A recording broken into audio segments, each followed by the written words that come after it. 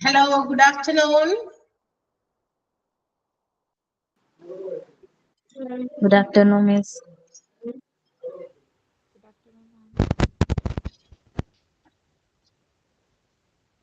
Good afternoon.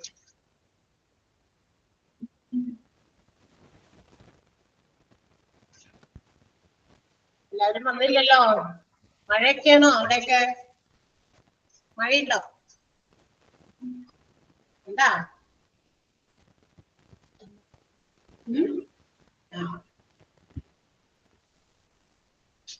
മഴയുടെ തോന്നുന്നു. സ്കൂളൊക്കെ തുറക്കാറായി. മഴയൊക്കെ കൊണ്ടു തുടങ്ങിയിട്ടുണ്ടല്ലേ? മഴയുടെ ഇതുള്ളത് കൊണ്ട് ഉറങ്ങിപ്പോയാ ഉച്ചക്കൊക്കെ ഫുഡൊക്കെ കഴിച്ച് 15 പേരുള്ളൂ. 15 13 പേരുള്ളൂ. ഞാനും പ്രസന്റ് ചെയ്തിരിക്കുന്നത് നോക്കുമ്പോൾ ബാക്കി 13 പേരേ ഉള്ളൂ. അധികം പേര് വന്നിട്ടില്ലല്ലോ.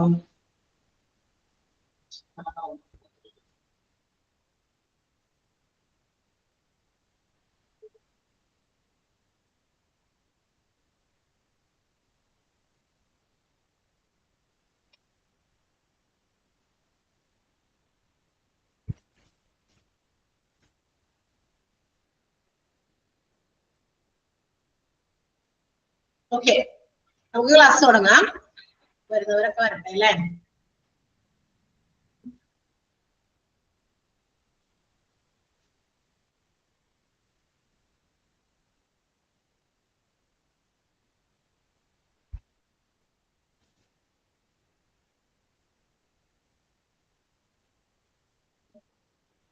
ഓക്കെ, നമ്മള് കഴിഞ്ഞ ക്ലാസ്സില് എവിടെ നിർത്തിയെന്നൊക്കെ ഓർമ്മയുണ്ടോ എല്ലാവർക്കും? Significance of job design. Job design ചെയ്യുന്നതിന്റെ പ്രധാനപ്പെട്ട എന്താ പറയുക പ്രാധാന്യം. എന്തിനാണ് നമ്മളിങ്ങനെ ജോബ് ഡിസൈൻ ചെയ്യുന്നത്? അപ്പൊ എന്തൊക്കെ കാര്യങ്ങളാണ് നമ്മൾ ജോബ് ഡിസൈനിങ്ങിന് നമുക്ക് വേണ്ട പ്രാധാന്യങ്ങൾ? അതിന് എന്തിനാണ് നമ്മൾ ഒരു ജോബ് എന്തിനാണ് നമ്മൾ എന്താ പറയാ ഡിസൈൻ ചെയ്യാൻ? ഞാൻ ഓൾറെഡി കൊടുക്കാണ്. സൗണ്ട് വരുന്നുണ്ട്. ഓക്കെ, നിങ്ങൾക്ക് എന്തെങ്കിലും പറയാനുണ്ടെങ്കിൽ പറഞ്ഞാൽ മതി. അതായത് ഞാൻ വേണമെങ്കിൽ അൺമ്യൂട്ട് ചെയ്യാം. ഓക്കെ, അപ്പൊ നമ്മള് ജോബ് ഡിസൈൻ ചെയ്യുന്നതിന്റെ സിഗ്നിഫിക്കൻസ്, അതിനെ കുറച്ച് കാര്യങ്ങളൊക്കെ പറഞ്ഞു. ജോബ് ഡിസൈൻ ചെയ്യാൻ പറയുന്ന ആ ഒരു step it starts from the recruitment and selection അല്ലെ? പ്രധാനമായിട്ടും റിക്രൂട്ട്മെന്റ് സെലക്ഷൻ, അവിടെ നിന്നാണ് ജോബ് ഡിസൈനിങ്ങിനെ കുറിച്ചുള്ള അതിന്റെ ഫസ്റ്റ് ഇനീഷ്യൽ സ്റ്റെപ്പ് സ്റ്റാർട്ട് ചെയ്യുന്നത് അല്ലെ? ജോബ് ഡിസൈൻ എന്ന് പറഞ്ഞാൽ ഒരു വ്യക്തിക്ക് ഒരു ജോലി ഇങ്ങനെ ഡിസൈൻ ചെയ്ത് കൊടുക്കുക. So the process starts from recruitment and selection. തീർച്ചയായിട്ടും ആ ഒരു പ്രോസസ്സ് തുടങ്ങുന്നത് തന്നെ റിക്രൂട്ട്മെന്റ് ആൻഡ് സെലക്ഷനിൽ നിന്നാണ്. So the selection panel has to understand what are the identify what are the requirements of that particular job.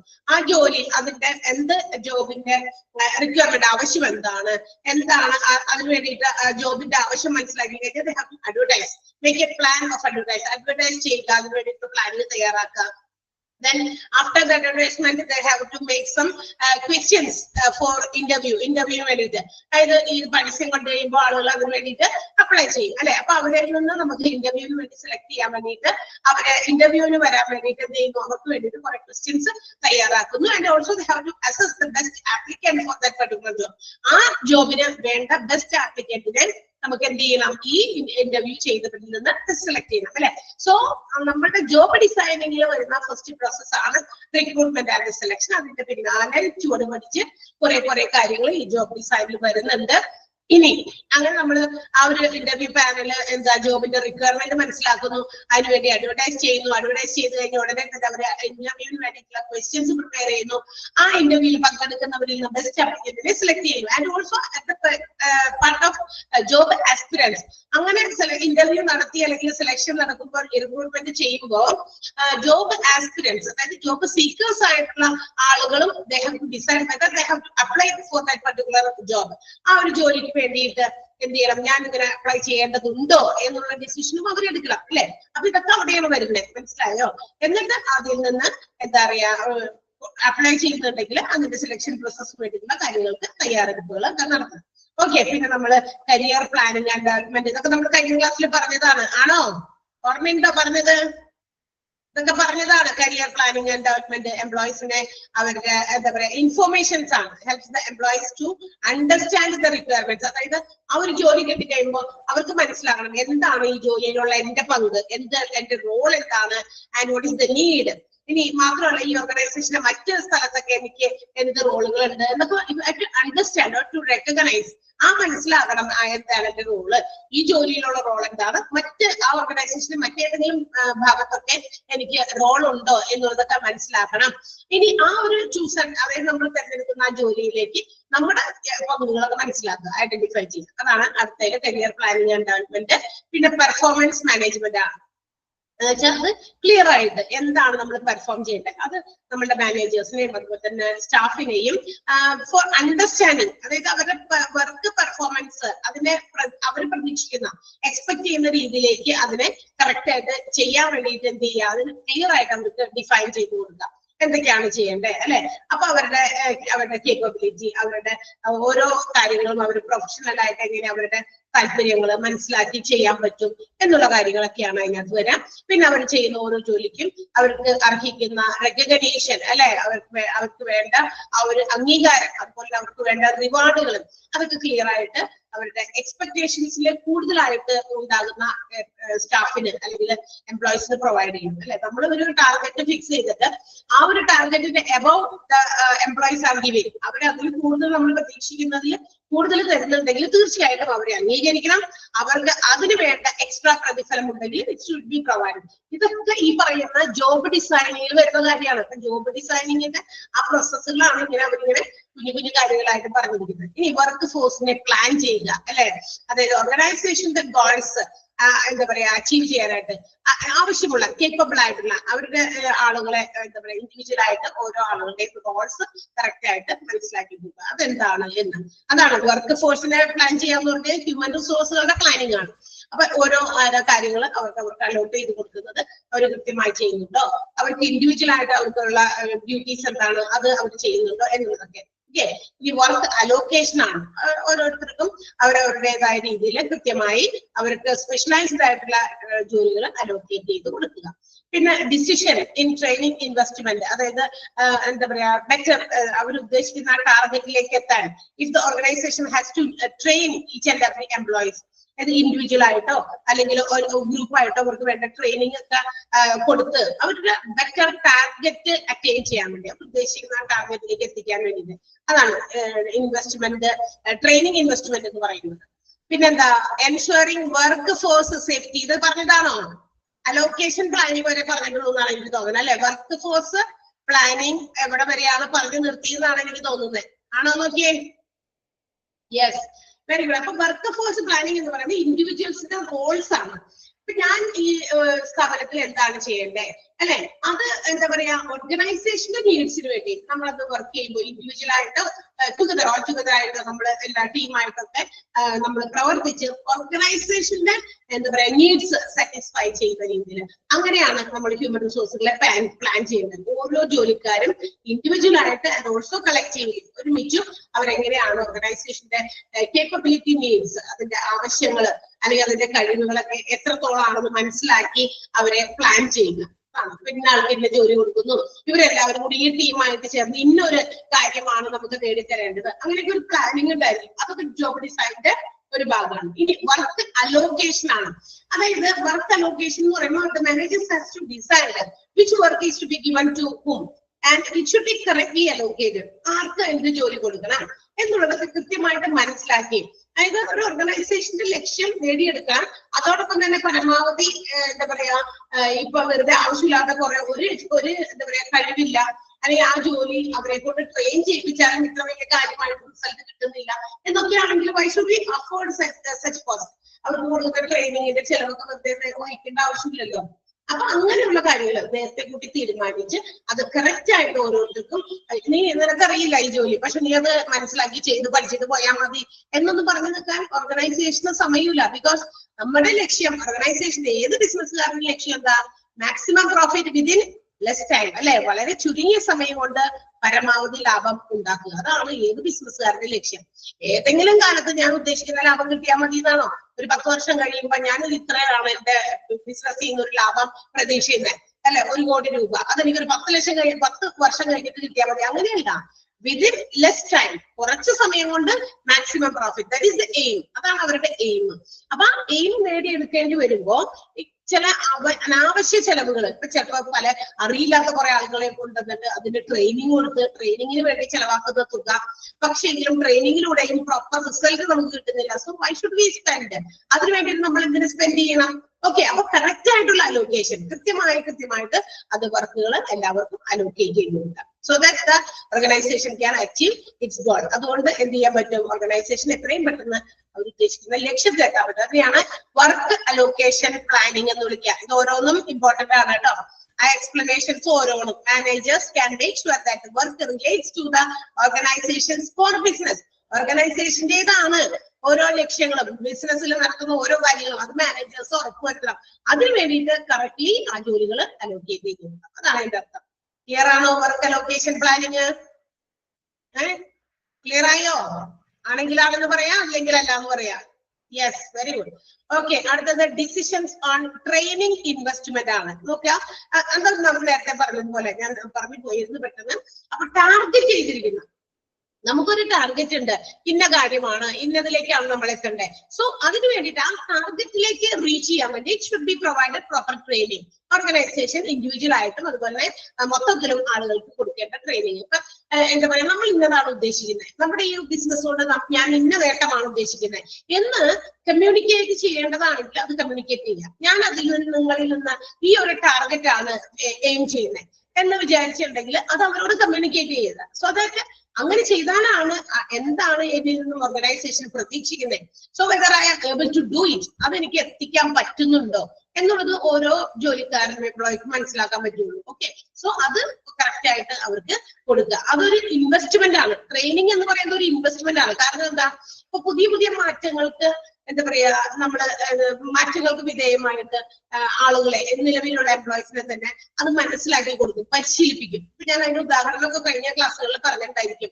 ഇപ്പൊ എന്താ പറയാ, those who are not able to do some എന്താ പറയാ IT ഇൻഫർമേഷൻ ടെക്നോളജി ഉപയോഗിച്ച് they have to do some job വിചാരിക്കുക, assume ചെയ്യാം, നിങ്ങൾ ജോലി ചെയ്യേണ്ടതാണ്. പുതിയ രീതി അനുസരിച്ച് ഇതെല്ലാം കമ്പ്യൂട്ടറിലാണ് ഇന്ന് വരുന്നത്. So if they are not aware of the computer system, കമ്പ്യൂട്ടറിൽ ഇതൊക്കെ എങ്ങനെ ചെയ്യുമെന്ന് ചില എംപ്ലോയീസിന് അറിയില്ല എങ്കിൽ എന്ത് ചെയ്യണം? We have to properly train dum.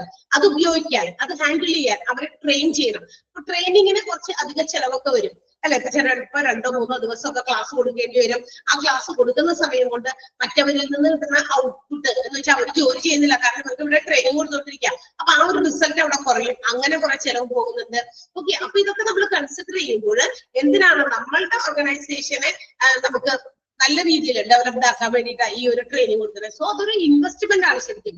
അങ്ങനെ കൊടുക്കുന്ന ട്രെയിനിങ് അഡീഷണൽ ആയിട്ട് എംപ്ലോയീസ് നേടുന്ന ഒരു എഡ്യൂക്കേഷൻ, ഒരു വിദ്യാഭ്യാസമാണ്. അതെന്തിനാ നമ്മളിപ്പോ കുട്ടികളെയൊക്കെ നമ്മൾ വിദ്യാഭ്യാസിപ്പിക്കുന്നുണ്ട് അല്ലെ. ഇപ്പൊ +10 കഴിഞ്ഞു, +2ലേക്ക് വിടുന്നു, +2 കഴിഞ്ഞു, നമ്മൾ നല്ലൊരു കോഴ്സുകളൊക്കെ തെരഞ്ഞെടുക്കുന്നു. പണ്ടൊക്കെ എന്ന് പറഞ്ഞാൽ +2 കഴിഞ്ഞ് അപ്പൊ തന്നെ ഡിഗ്രിക്ക് പോകാം. ഇന്ന് കുട്ടികളെ കുറച്ചുകൂടി അഡ്വാൻസ്ഡ് ആണ്. They are selective. അവർ സെലക്റ്റീവും ആണ്.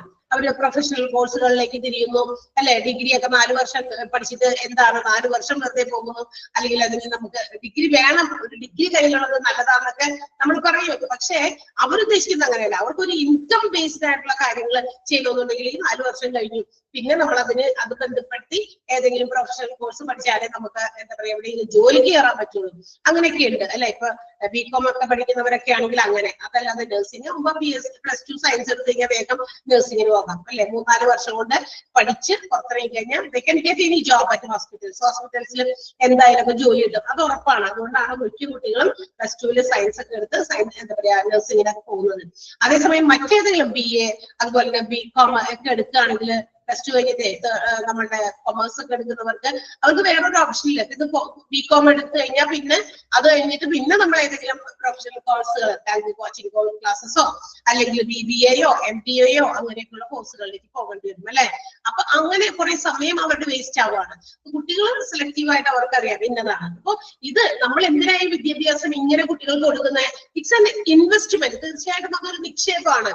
അവരുടെ കരിയറിൽ, അവരുടെ എന്താ പറയാ കരിയർ ഡെവലപ്പ് ചെയ്യാനുള്ള ഒരു നിക്ഷേപം തന്നെയാണ് ഇത്തരം വിദ്യാഭ്യാസങ്ങൾ. അപ്പൊ നമ്മുടെ ഓർഗനൈസേഷൻസിനകത്ത് നമ്മൾ ഇതുപോലെ എംപ്ലോയീസിനെ ട്രെയിൻ ചെയ്യുമ്പോൾ ഇറ്റ്സ് ആൻ ഇൻവെസ്റ്റ്മെന്റ്, അതൊരു നിക്ഷേപം തന്നെയാണ്. കാരണം നമ്മൾ അവരെ ഇങ്ങനെ എന്താ പറയാ ഇങ്ങനെ എടുക്കുകയാണ്, മോൾഡ് ചെയ്ത് ആ ട്രെയിനിങ് ഒക്കെ കൊടുത്ത് ആ രീതിയിലേക്ക് ആക്കിയെടുക്കുകയാണ്. സോ ഒരു 50 പേരെ നമ്മൾ ട്രെയിൻ ചെയ്യുന്നുണ്ടെങ്കിൽ ഒരു 10-30 പേരെങ്കിലും നമുക്ക് അതിൽ നിന്ന് നല്ല ബെസ്റ്റ് റിസൾട്ട്സ് കിട്ടി, നമുക്ക് ആ കാര്യങ്ങളൊക്കെ അവർക്ക് മനസ്സിലായി ദേ ക്യാൻ ഡു എഫിഷ്യന്റ്ലി. അവരത് കൃത്യമായിട്ട് നല്ല കാര്യക്ഷമമായിട്ട് ചെയ്യാൻ കഴിവുള്ളവരായിരിക്കും. ഓക്കെ, അപ്പൊ 10-15 പേരൊക്കെ ചിലപ്പോൾ അവർക്ക് പറ്റാത്തവരുണ്ടായിരിക്കും നമ്മൾ എത്ര ട്രെയിനിങ് കൊടുത്തിട്ട്. ഓക്കെ, അത് ഓരോരുത്തരുടെയും കാലിബർ അനുസരിച്ചാണ്. നമുക്കറിയാം അതങ്ങനെയാണല്ലോ. ഒരു ക്ലാസ്സിൽ 10-50 കുട്ടികളുണ്ടെങ്കിൽ എല്ലാവർക്കും എന്താ പറയാ ഫുൾ മാർക്ക് കിട്ടണമെന്നില്ല. എന്നാൽ there will be some students, അവർക്ക് കുറച്ച് പേർക്ക് ഫുൾ മാർക്ക് എല്ലാ വിഷയത്തിലും കിട്ടുന്നവരും ഉണ്ടായിരുന്നു. അതെല്ലാ മേഖലകളിലും അങ്ങനെ തന്നെ. ഓക്കെ, സോ ഡിസിഷൻ ആണ് ട്രെയിനിങ്. എന്തോരം ട്രെയിനിങ് കൊടുക്കണം, ട്രെയിനിങ് കൊടുക്കുമ്പോൾ ഓർക്കുക it is A best investment. അത് നമ്മുടെ ഒരു ബെസ്റ്റ് ഇൻവെസ്റ്റ്മെന്റ് ആണ്. അതെങ്ങനെ പ്രൊവൈഡ് ചെയ്യണം എന്നുള്ള കാര്യങ്ങളൊക്കെ അതൊക്കെ ജോബ് ഡിസൈനിങ്ങിന്റെ ഭാഗമാണെന്ന് മനസ്സിലാക്കുന്നുണ്ട് പറയുന്നത്. ഒരു ജോബിനെ കുറിച്ചുള്ള എല്ലാ ഡിസൈനിങ്ങും നമ്മൾ പ്ലാൻ ചെയ്യുമ്പോൾ ഈ പറയുന്ന കാര്യങ്ങളൊക്കെ അതിനകത്ത് ഇമ്പോർട്ടന്റ് ആണ്.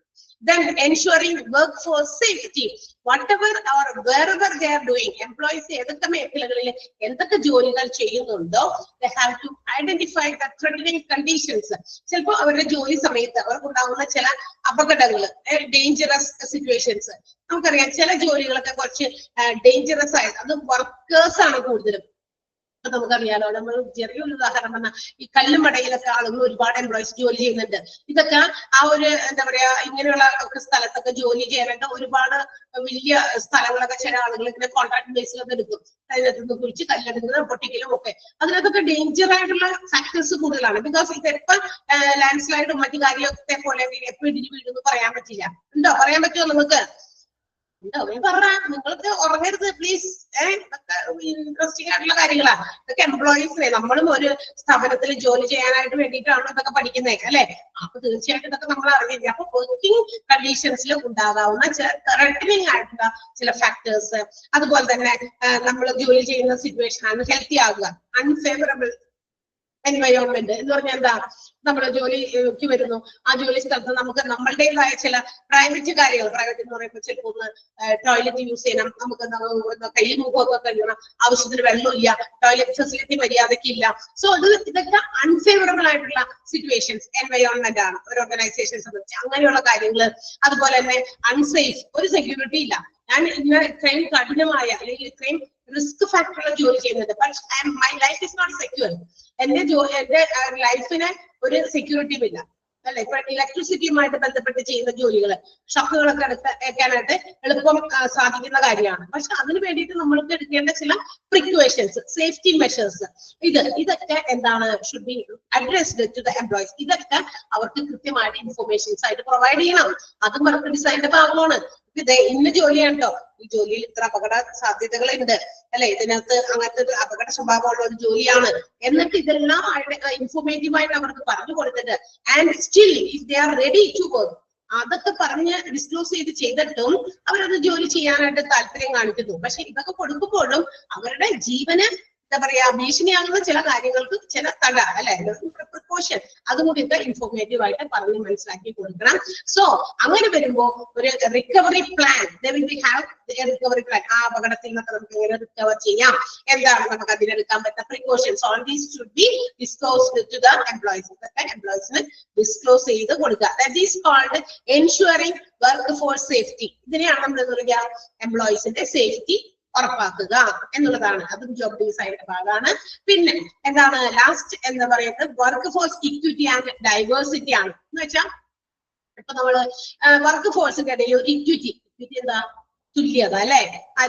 There is no discrimination between the employees ജോലിക്ക് വരുന്ന എല്ലാവരും അതിന് മനുഷ്യരാണ് എന്നുള്ളൊരു കൺസിഡറേഷൻ. അവിടെ ഡിസ്ക്രിമിനേഷൻസ്, വിവേചനങ്ങളില്ല, ഇൻഇക്വാലിറ്റീസ് ഇല്ല അല്ലെ. അപ്പൊ നമുക്ക് ഇക്വിറ്റി എന്ന് പറയുന്നത് ആളുകളുടെ ഇടയിൽ ഇംപ്രൂവ് ചെയ്യുക എന്ന് വെച്ചാൽ എല്ലാവരും ഒരുപോലെയാണ്. ഈ വർക്കിംഗ് സ്ഥാപനത്തിൽ നമ്മളെല്ലാവരും ഒരുപോലെ ജോലി ചെയ്യുന്നവരാണ്. ഇത്ര സമയം തുടങ്ങി ഇത്ര സമയം വരെ നമ്മുടെ ഡ്യൂട്ടി ടൈം ഇതാണ് അല്ലെ. അതൊക്കെ മനസ്സിലാക്കി കൊടുക്കുക. അതാണ് work force equity and diversity എന്ന് പറയുന്നത്.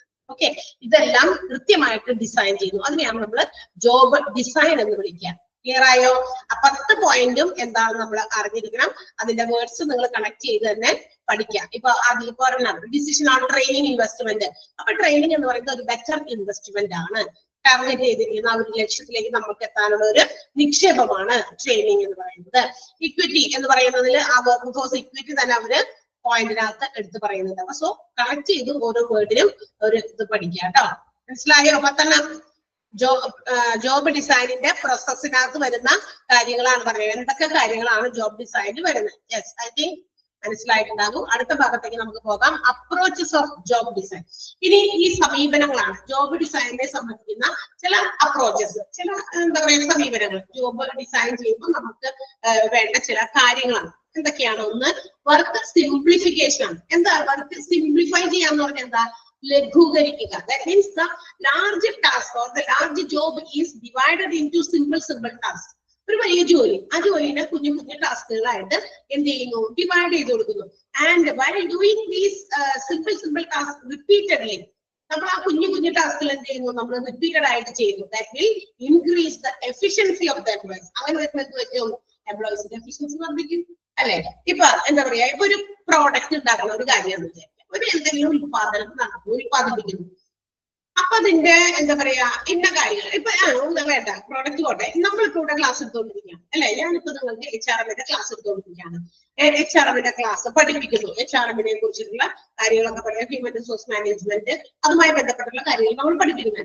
ഇത് കഴിഞ്ഞിട്ട് ആ പഠിപ്പിക്കൽ കഴിഞ്ഞിട്ട് ടീച്ചർ തന്നെ അതിന്റെ മോക്ക് ടെസ്റ്റ് ക്വസ്റ്റ്യൻ ഉണ്ടാക്കുന്നു. ഈ മോക്ക് ടെസ്റ്റ് നിങ്ങൾക്ക് അപ്ലോഡ് ചെയ്യാൻ വേണ്ടിയിട്ടുള്ള ടെക്നിക്കൽ വിഭാഗവും ഞാൻ തന്നെ കൈകാര്യം ചെയ്തു. ഓക്കെ, അതിന്റെ ആൻസേഴ്സ് എന്നിട്ട് ചെക്ക് ചെയ്യുന്നതും അതിന്റെ ക്ലാസ്സസ് നിങ്ങൾക്ക് അപ്ലോഡ് ചെയ്ത് തരുന്നത്, നിങ്ങളിൽ നിന്ന് കിട്ടേണ്ട കാര്യങ്ങൾ എന്തൊക്കെയുണ്ടെങ്കിൽ നമ്മൾ തന്നെ കോൺടാക്ട് ചെയ്ത് അതിന്റെ ഫീഡ്ബാക്കുകളും നിങ്ങളുടെ സജഷൻസ് ഐഡിയാസ് ഇതെല്ലാം ഒരു വ്യക്തി തന്നെ ചെയ്യുന്നു എന്ന് വിചാരിക്കുക. എന്ന് വെച്ചാൽ ടീച്ചിങ് ചെയ്യുന്നു, അതിന്റെ ടെക്നിക്കൽ വിഭാഗം അതൊക്കെ അപ്ലോഡ് ചെയ്ത് കൊടുക്കുന്നതും മറ്റു ബന്ധപ്പെട്ട കാര്യങ്ങൾ എല്ലാം ഒരൊറ്റ ആളിൽ തന്നെ ചെയ്യുമ്പോൾ അതിനകത്ത് ചിലപ്പോൾ എന്തുണ്ടാകും?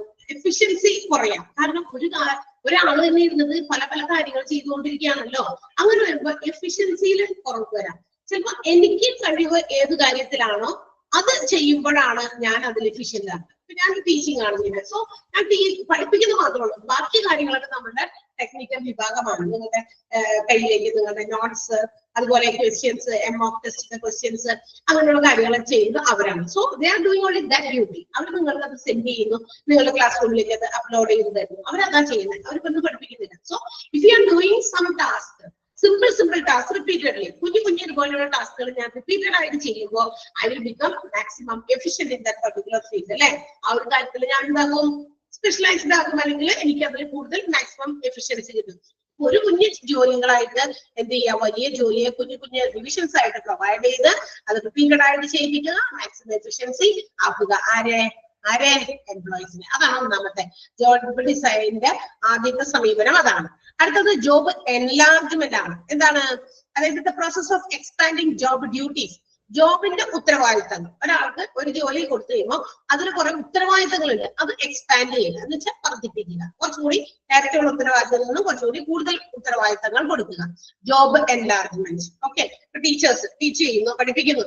ഇനി കൂടാതെ എന്താ പറയാ, സ്റ്റുഡൻസിന് ഇന്ന കാര്യം കൂടി അവർക്ക് എന്താ പറയാ, ചിലപ്പോൾ എന്താ പറയാ, നിങ്ങൾക്ക് ബുക്സ് തയ്യാറാക്കുന്ന കാര്യമോ എന്താ പറയാ, എന്തെങ്കിലും തരത്തിലുള്ള മറ്റേതെങ്കിലും ബുക്കുകളോ ബുക്കിലെറ്റുകളോ അങ്ങനെയുള്ള നിങ്ങൾക്ക് എന്താ പറയാ പഠിക്കാൻ കുറച്ചുകൂടി ഈസി ആയിട്ടുള്ള കാര്യങ്ങൾ കൂടി ചെയ്തു തരാനായിട്ട് നമ്മളോട് പറയാണ്. മാനേജ്മെന്റ് അവർക്ക് അറിയിക്കുകയാണ് കുറച്ചുകൂടി ഈസി ആക്കാനായിട്ട് ഇങ്ങനെ ചെയ്യാൻ പറ്റും, ഇങ്ങനെ എന്തെങ്കിലും ഒരു സജഷൻ.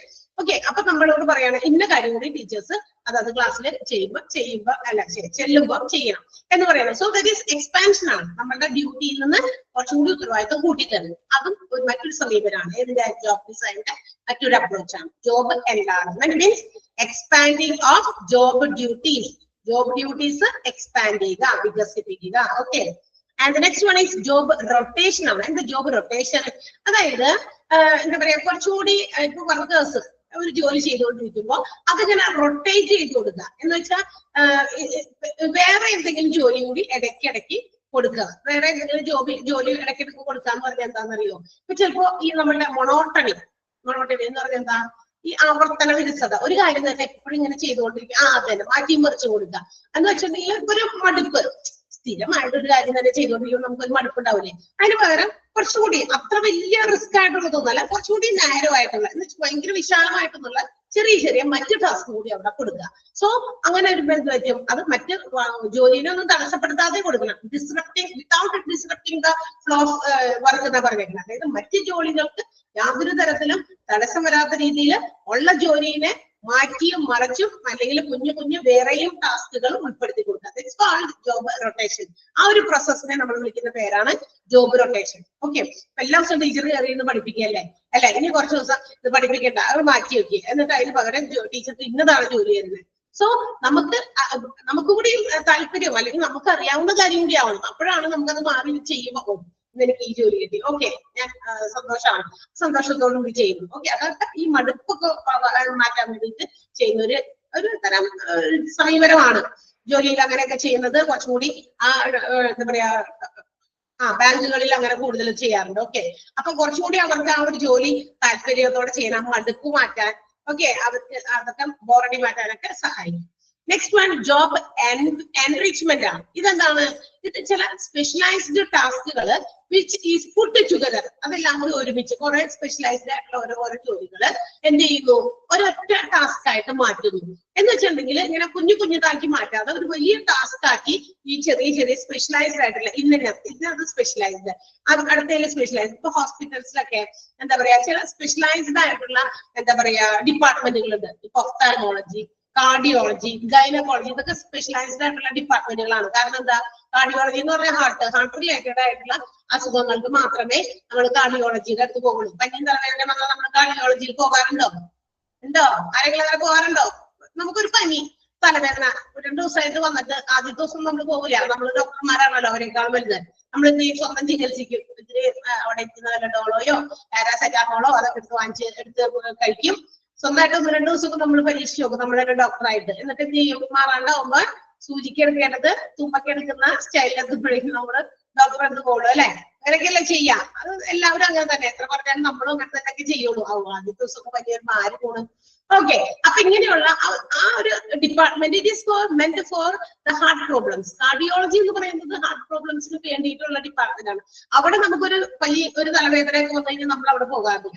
അല്ലെങ്കിൽ നമുക്ക് എന്താ പറയാ, നെഞ്ചുവേദന അല്ലെങ്കിൽ നെഞ്ചിനകത്ത് നെഞ്ചിടിപ്പ് കൂടുന്ന പോലെ അങ്ങനെയൊക്കെ വരുമ്പോ ജസ്റ്റ് ഒന്ന് നമ്മൾ വിചാരിക്കും, എന്തായാലും ഇത് ഹാർട്ടുമായിട്ട് ആ ഭാഗത്തെ കണ്ടുവാണല്ലോ എന്താണ് പ്രശ്നം തോന്നണേ, അപ്പൊ നമുക്കൊന്ന് കാർഡിയോളജിനെ കണ്ടേക്കാം. ഓക്കെ, അങ്ങനെ സ്പെഷ്യലൈസ്ഡ് ആയിട്ടുള്ള ഓരോ ടാസ്കുകള് വിച്ച് ഇസ് പുട്ട് ടുഗദർ, ഇതെല്ലാം കൂടി ഒരുമിച്ച് ചേർത്തിട്ട് എന്തെങ്കിലും ഒരു പ്രോഡക്റ്റോ അല്ലെങ്കിൽ ഒരു എൻറ്റയർ സർവീസോ പ്രൊവൈഡ് ചെയ്യാൻ വേണ്ടിയിട്ട് അതിന് വേണ്ടിയിട്ട് അങ്ങനെ ആക്കുക. അതെല്ലാം കൂടി ഒരുമിച്ച് ചേർത്തിട്ട് ഓക്കെ, അതിനെയാണ് നമ്മൾ ജോബ് എൻറിച്ച്മെന്റ് എന്ന് വിളിക്കുക. Okay, specialized task put together for producing any service or product. എന്തെങ്കിലും പുതിയ ഉൽപ്പന്നം ഉണ്ടാക്കാനോ അല്ലെങ്കിൽ ഏതെങ്കിലും ഒരു പുതിയ സേവനം, ഒരു സർവീസ് പ്രൊവൈഡ് ചെയ്യാനോ ഈ പറയുന്ന എല്ലാ ടാസ്കും കൂടി ഒരുമിച്ച് ഇടുക. അതാണ്. ഓക്കെ, ഇപ്പൊ എന്താ പറയാ, സ്കൂളുകളിലൊക്കെ there are different departments. English department ഉണ്ട്, മാത്സ് ഡിപ്പാർട്ട്മെന്റ് ഉണ്ട്, അങ്ങനെയൊക്കെ ഉണ്ട്. പക്ഷെ ചെറിയ ക്ലാസ്സുകളിലേക്കൊക്കെ നമ്മള് ഗവൺമെന്റ് സ്കൂളുകൾ നോക്കണ്ട, മറ്റുള്ള എന്താ പറയാ CBSE സ്കൂളുകളൊക്കെ ഉണ്ട്. അവിടെയൊക്കെ പല എന്താ പറയാ ടീച്ചേഴ്സ് ഇങ്ങനെ ഓരോ ഡിപ്പാർട്ട്മെന്റിൽ സ്പെഷ്യലൈസ്ഡ് ആയിട്ടുള്ളവരുണ്ട്. മാത്സ് എടുത്ത് പഠിച്ചിട്ട് മാത്സിൽ കോൺസെൻട്രേറ്റ് ചെയ്തിരിക്കുന്ന ടീച്ചേഴ്സ് മാത്സ് ഡിപ്പാർട്ട്മെന്റിലായിരിക്കും അവർ വർക്ക് ചെയ്യുക.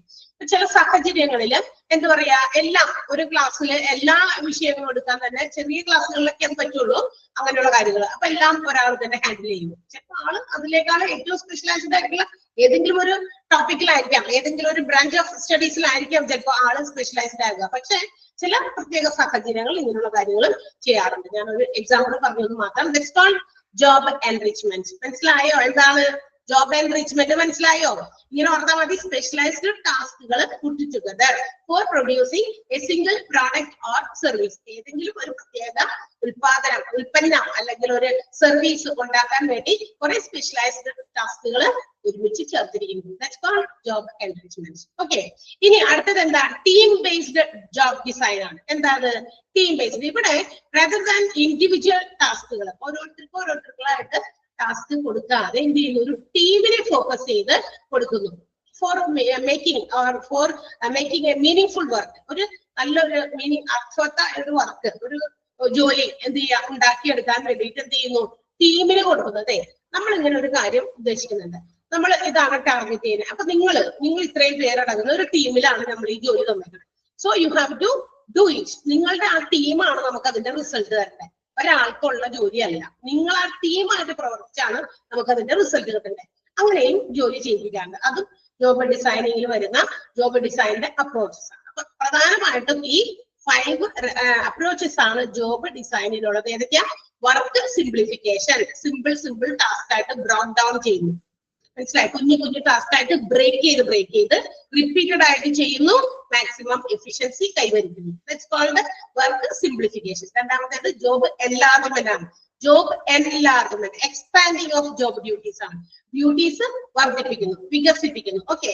ജോബ് റൊട്ടേഷൻ ആണ്. അതായത് കൂടുതൽ എന്താ പറയാ, ഈ പറയുന്ന മറ്റ് ജോലികളൊന്നും തടസ്സപ്പെടാതെ കുഞ്ഞു വേറെ വെറൈറ്റീസ് ഓഫ് ടാസ്കുകൾ ചെയ്യിപ്പിക്കുന്നു, മടുപ്പൊന്നും വരാതിരിക്കാൻ വേണ്ടി. ജോബ് എൻറിച്ച്മെന്റ്, സ്പെഷ്യലൈസ്ഡ് ടാസ്കുകൾ പുട്ട് ടുഗദർ. ഇതിനു വേണ്ടിയിട്ട് to make a new product or to make a new service, ഒരു പുതിയ സർവീസ് സേവനം ഉണ്ടാക്കാൻ, പുതിയ ഉൽപ്പന്നം ഉണ്ടാക്കാൻ വേണ്ടിയിട്ട് പല സ്പെഷ്യലൈസ്ഡ് ടാസ്കുകൾ എന്താ പറയാ ഒരുമിച്ച് ചേർക്കുന്നു. ജോബ് ഡിസൈൻ ആണ്. ടീം ബേസ്ഡ് ജോബ് ഡിസൈൻ എന്ന് പറയുമ്പോൾ rather than giving an individual task, individual ആയിട്ട് ടാസ്ക് പ്രൊവൈഡ് ചെയ്യുന്നതിനേക്കാൾ ടീമിലേക്ക് ആ ടാസ്ക് പ്രൊവൈഡ് ചെയ്യുന്നത്, ഫോക്കസ് ചെയ്യുന്നു. And to make a whole meaningful work done, ഒരു വലിയ ജോലി മീനിങ്ഫുൾ ആയിട്ട് ചെയ്തു തീർക്കാൻ വേണ്ടി. ക്ലിയർ ആയോ? 5 അപ്രോച്ചസ് ക്ലിയർ ആണോ? 5 അപ്രോച്ചസും ഇതുപോലെ തന്നെ ഇമ്പോർട്ടന്റ് ആണ്. ഓക്കെ, ടിക്ക് ചെയ്യണേ. Yes. Okay, next job analysis ആണ്. ജോബ് അനാലിസിസ് എന്ന് പറഞ്ഞാൽ എന്താണെന്ന് അറിയാമോ? അതായത് ഒരു ജോബിനെ കുറിച്ചിട്ടുള്ള ഒരു വലിയ വിശാലമായ പഠനമാണ്. എന്ന് പറയുമ്പോൾ അതിനകത്ത് പല കാര്യങ്ങളും നമുക്ക് കളക്ട് ചെയ്യാനുണ്ട്. ദാറ്റ് മീൻസ് എന്താണ് ഒരു സ്പെസിഫിക് ജോലിയിലുള്ള റെസ്പോൺസിബിലിറ്റീസ്, എന്തൊക്കെ കാര്യങ്ങൾ അവിടെ ചെയ്യണം. അത് എന്താ പറയുക, നമുക്ക് വളരെ നമ്മളുടെ ഓർഗനൈസേഷൻ ലക്ഷ്യം വെച്ചിരിക്കുന്ന ആ ലക്ഷ്യങ്ങൾ നേടിയെടുക്കാൻ വേണ്ടിയിട്ട് ഒരു ജോലി എങ്ങനെ, ഏത് കേപ്പബിലിറ്റി, ഏത് രീതിയിൽ നമ്മൾ ചെയ്യണം, എത്രത്തോളം ഉത്തരവാദിത്വം അതിനകത്തുണ്ട്, അത് നല്ല രീതിയിൽ സക്സസ്ഫുള്ളി കംപ്ലീറ്റ് ചെയ്യാൻ നമ്മൾ എന്തൊക്കെ കാര്യങ്ങൾ ചെയ്യണം, എന്തൊക്കെയാണ് ആ ജോബിനകത്ത് ഉൾപ്പെട്ടിരിക്കുന്ന ടാസ്ക്, ഓൾ ദീസ് തിങ്സ്, എല്ലാ കാര്യവും അതിനകത്ത് വരും. അതാണ് job analysis. It is the process of studying and collecting information. ഒരു പ്രത്യേക രീതിയിലുള്ള ഇൻഫർമേഷൻ കളക്ട് ചെയ്യില്ല. എന്തിനെ കുറിച്ച്? about the operations and also responsibilities of a special task or specific task. ഒരു പ്രത്യേക ജോബിനകത്ത് എന്തൊക്കെ പ്രവർത്തനങ്ങളുണ്ട്, എന്തൊക്കെ ഉത്തരവാദിത്തങ്ങളുണ്ട്, ഇതിനെ കുറിച്ചുള്ള ഇൻഫർമേഷൻസ് കളക്ട് ചെയ്യുക, അത് പഠിക്കുക. അതിനെയാണ് നമ്മൾ ജോബ് അനാലിസിസ് എന്ന് വിളിക്കുക. ഓക്കെ, ഒരു ടീച്ചിങ് എന്ന് പറയുന്ന ഒരു ജോബ്. അപ്പൊ നമുക്ക് ആ ജോബിനെ കുറിച്ച് എന്താ പറയാ അനാലിസിസ് നടത്തണം. ആ ജോബ് അനാലിസിസ് എന്താണ്? ആ ഒരു ടീച്ചിങ് ജോലിയെ കുറിച്ചുള്ള അനാലിസിസ് എന്ന് വെച്ചാൽ ആ ടീച്ചിങ് ജോബിന് വേണ്ടിയിട്ട്, ആ ഒരു പ്രത്യേക ജോലിക്ക് വേണ്ടിയിട്ട് അതിനകത്ത് എന്തൊക്കെ ഉത്തരവാദിത്തം ടീച്ചേഴ്സിനുണ്ട്, മാത്രമല്ല എന്തൊക്കെ കാര്യങ്ങൾ, എന്തൊക്കെയാണ് ആ ടീച്ചിങ്ങിൽ നടക്കുന്നത്. എന്താ പറയാ, വെറുതെ എങ്ങനെയെന്ന് പറഞ്ഞു പഠിപ്പിച്ചാൽ മതിയോ, അതിനകത്ത് പ്രാക്ടിക്കൽ സെക്ഷൻസ് ഉണ്ടെങ്കിൽ അത് കൊടുക്കുന്നുണ്ടോ, അങ്ങനെ വിവിധങ്ങളായിട്ടുള്ള പല കാര്യങ്ങൾ അതിനകത്ത് നടക്കുന്നുണ്ടെങ്കിൽ ഇവയെല്ലാം ശേഖരിക്കുക, കളക്ട് ചെയ്യുക, അത്തരം ഇൻഫർമേഷൻസ് കളക്ട് ചെയ്യുക, അതിനെ കുറിച്ച് പഠനം നടത്തുക. അതാണ് ജോബ് അനാലിസിസ് എന്ന് ആര് പറയുന്നു?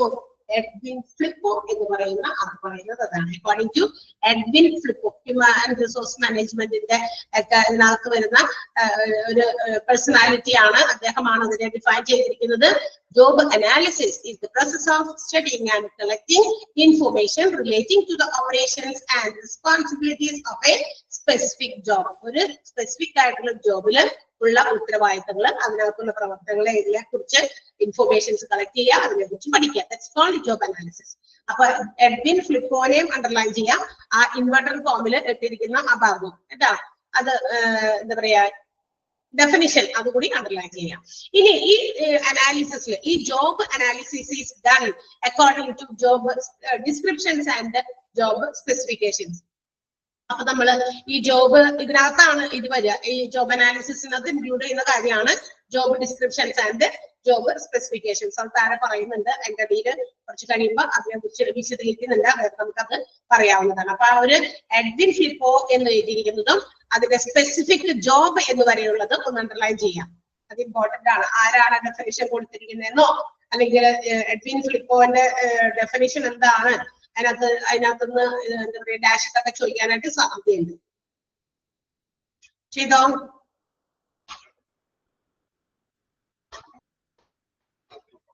യെസ്. ഓക്കെ, ഇനി ജോബ് അനാലിസിസിന്റെ കോൺസെപ്റ്റ് ആണ്. എന്താണ് നമ്മൾ നേരത്തെ പറഞ്ഞു? ജോബ് അനാലിസിസ് എന്ന് പറയുന്നത് it's the studying and collection of data according to a job. ഒരു ജോബിനെ കുറിച്ചുള്ള ഡാറ്റാസ് കളക്ട് ചെയ്യാം, അതിന്റെ ഇൻഫർമേഷൻ, അതിനെ കുറിച്ചുള്ളത് പഠനങ്ങൾ നടത്തുകയാണ്. ഇപ്പൊ ഏതെങ്കിലും ഒരു പ്രത്യേക ജോലി, ആ ജോലിയെ സംബന്ധിക്കുന്ന എല്ലാ ഡാറ്റാസും കളക്ട് ചെയ്യുക, എന്നിട്ട് അതിനെ കുറിച്ച് പഠിക്കുക. ഇനി നമ്മളിവിടെ എന്തൊക്കെ ചെയ്യണം, ഈ ഉത്തരവാദിത്തങ്ങളൊക്കെ നമ്മൾ എങ്ങനെ നിർവഹിക്കാം, അങ്ങനെ കുറെ കാര്യങ്ങൾ പഠിക്കാനുണ്ട്. നമ്മൾ ഏതെങ്കിലും ഒരു ജോലി, എന്താ പറയുക, ഒരു ഓർഗനൈസേഷനിൽ ഒരു ജോലി ഒരാൾക്ക് കൊടുക്കുമ്പോ അത് അങ്ങോട്ടും ഇങ്ങോട്ടും നോക്കാതെ, മുന്നും പിന്നും നോക്കാതെ, അല്ലെങ്കിൽ അതിന്റെ റിസൾട്ട് എന്താണെന്ന് നോക്കാതെ ഒന്നും കൊടുക്കുന്നതല്ല. പല കാര്യങ്ങളും അതിനകത്തുണ്ട്. മനസ്സിലായോ? ഹ്യൂമൻ റിസോഴ്സ് മാനേജ്മെന്റ് എന്ന് പറയുന്ന ആൾക്കാര്, അതായത് ഈ കോഴ്സ് പഠിച്ചു കഴിഞ്ഞാൽ നമ്മളും ഹ്യൂമൻ റിസോഴ്സ് മാനേജേഴ്സ് ആകും. അപ്പൊ നമ്മൾ എന്ത് ചെയ്യണം? ഇതുപോലെ റിക്രൂട്ട്മെന്റ് നടത്തുമ്പോൾ ആളുകൾക്ക് ജോലി ഡിവൈഡ് ചെയ്ത് കൊടുക്കുമ്പോഴൊക്കെ ഇത്തരം കാര്യങ്ങളൊക്കെ ശ്രദ്ധിക്കേണ്ടതുണ്ട്.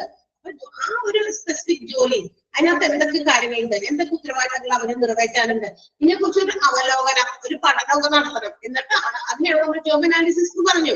അപ്പൊ അതൊരു പ്രത്യേക ഓർഡറിലാണ്, ഒരു സിസ്റ്റമാറ്റിക് മാനറിലാണ്, അല്ലെങ്കിൽ ഒരു സയന്റിഫിക് മാനറിലാണ് എന്ത് ചെയ്യുക, ഈ ജോബ് അനാലിസിസ് നടത്തുക. For obtaining all the relevant facts about that particular job. ആ ജോലിയെ സംബന്ധിക്കുന്ന എല്ലാ ഇമ്പോർട്ടന്റ് ആയിട്ടുള്ള വസ്തുതകളും അതിന് വേണ്ടി ശേഖരിക്കണം. ഈ പറയുന്ന ഹ്യൂമൻ റിസോഴ്സ് മാനേജ്മെന്റ്. മനസ്സിലായോ? ഇപ്പൊ ഇന്ന ജോലി ഒരാൾക്ക് കൊടുക്കുന്നു, അല്ലെങ്കിൽ ഒരു ടീമിന് കൊടുക്കുന്നു എന്ന് പറയുമ്പോൾ ആ ജോലി അതിനെ ചുറ്റിപ്പറ്റിയുള്ള എല്ലാ ഡാറ്റാസും അവര് കളക്ട് ചെയ്യണം. അതൊരു സിസ്റ്റമാറ്റിക് അല്ലെങ്കിൽ ഒരു സയന്റിഫിക് മാനറിൽ അത് കളക്ട് ചെയ്യണം. ഓക്കെ, അതാണ് the process of determining by observing and studying task. ആ ജോലിക്ക് അതിനകത്ത് എന്തൊക്കെയുണ്ട് അതൊക്കെ നോക്കി കാണുക, മനസ്സിലാക്കുക. ആൻഡ് ഓൾസോ ഇത് comprises of A job, methods and equipment used.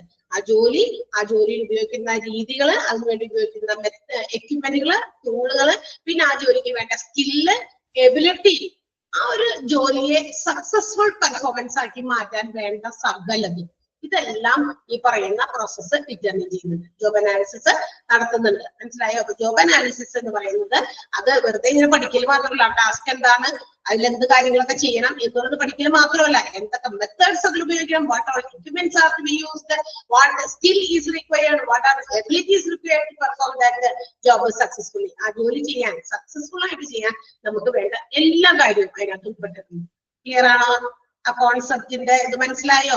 Inverted comma ഇട്ടേക്കുന്നത് അണ്ടർലൈൻ ചെയ്യണം, അത് ഇമ്പോർട്ടന്റ് ആണ്. ഒന്ന് അണ്ടർലൈൻ ചെയ്തൊക്കെ, ഇമ്പോർട്ടന്റ് കോമ ഇട്ടിരിക്കുന്ന ഭാഗം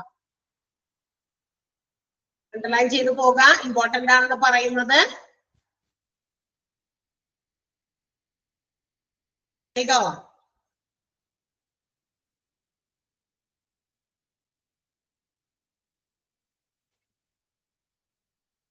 ഓക്കെ,